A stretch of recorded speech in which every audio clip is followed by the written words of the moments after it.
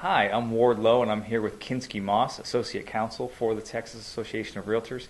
And Kinski's here to address a topic that has gotten a lot of interest. Well, it always gets some interest, but a lot of interest recently. It's advertising rules, both from the Texas Real Estate Commission and some from the Code of Ethics. That's correct. It's actually been one of the biggest complaints at TREC, as well as with our Code of Ethics. The most complaints submitted against our realtor members? Yes, okay. Within our professional standards department. Okay. Now, first, let's just start out.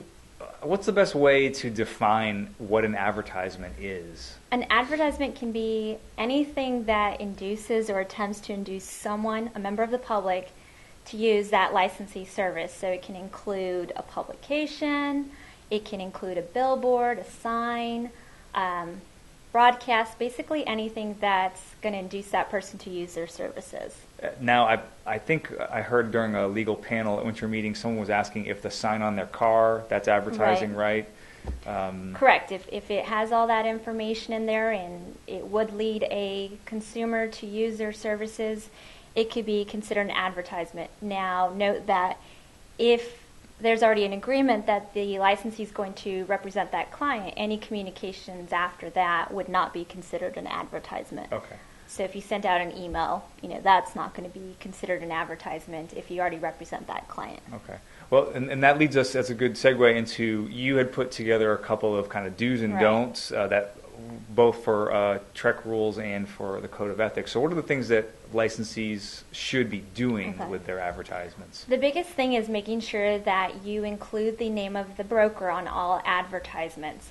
So if you are a salesperson sponsored by an individual broker, you must put that individual broker's name on there. But if you're sponsored by a business entity, then you must put that business entity on there. So that would be the biggest thing. Also, assumed names are permissible as long as the broker has registered that assumed name with TREC. So you could use a DBA.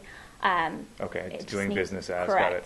As long as it's registered with TREC. But you have to keep in mind, if you're a salesperson and the DBA includes your name or any salesperson's name, you have to include another name on there.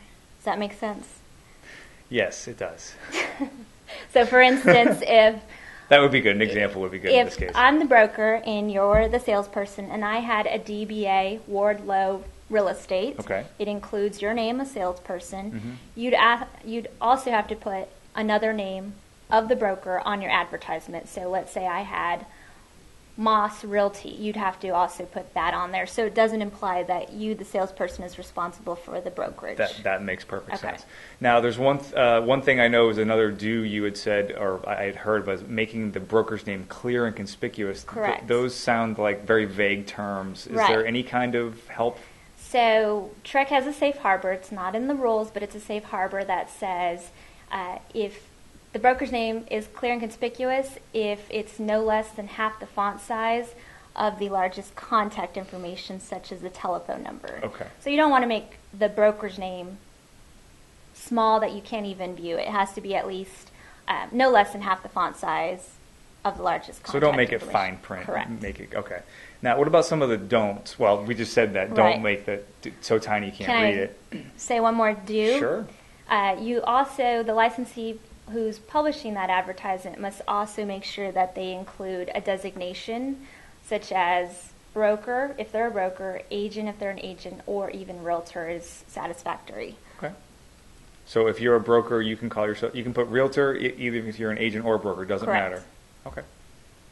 All right, now we've talked about the do's, let's address some of the don'ts. Okay, one of the biggest don'ts is making sure that you don't publish any deceptive or misleading advertising. And TREC actually defines what that could be, which includes making sure that you don't misrepresent the property terms, values, or anything of that sort. Don't lie. Correct. Okay. What are another don't? Another one is making sure that you, if you're a salesperson, you're not implying that you're a broker or that you're responsible for the operation of the brokerage, which we already discussed briefly when talking about assumed names. It's not giving that impression. Well, and are there any other, or is that a pretty big picture? the major parts of advertising. Okay. Well, if you would like a more in-depth analysis of these topics and other do's and don'ts when advertising, you can look in the August 2012 issue of Texas Realtor Magazine. There's a much longer article that Kinski wrote. And thank you, Kinski, for all the help on the advertising do's and don'ts. Thank you very much.